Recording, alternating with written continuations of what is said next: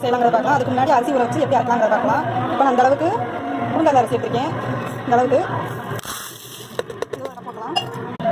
அதே அளவுக்கு பச்சரிசி எடுத்துருக்கேன். பச்சரிசி போடலாம்.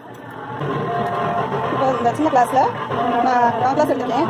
எப்படி போட்டலாம் அப்படின்னு வெந்தயம் சேர்த்துக்கலாம். இந்த அளவுக்கு வெந்தயம் எடுத்துருக்கேன்.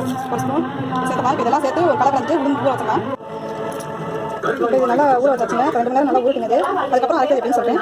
எப்படி அரைக்கலாங்கிறத பார்க்கலாங்க. நான் கொஞ்சோண்டு மதியானம் எடுத்த சாதம் இருக்குது எடுத்துருக்கேன், ஒரு கப்பு. இப்போ கொஞ்சம் தேங்காய் போட்டுக்கலாம். அதோட ஒரு கைப்பி அளவுக்கு. இப்போ இதை நல்லா ஒரு வாட்டி நைஸாக அரைக்கலாம். இப்போ இது ஒரு சுத்தம் சுற்றிருக்கேங்க.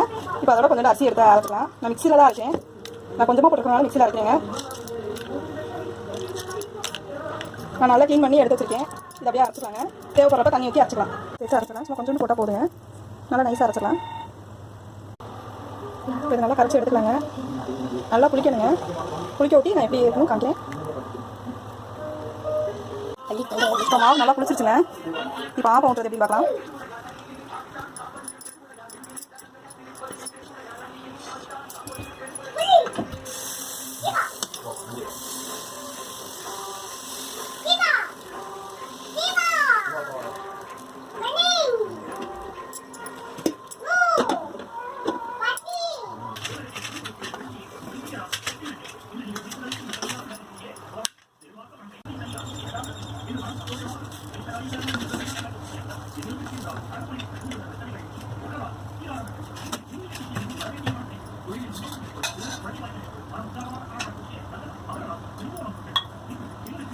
இது நான் தேங்காய் பால் வச்சுருக்கேன். தேங்காய் பால் நல்லாயிருக்கும்.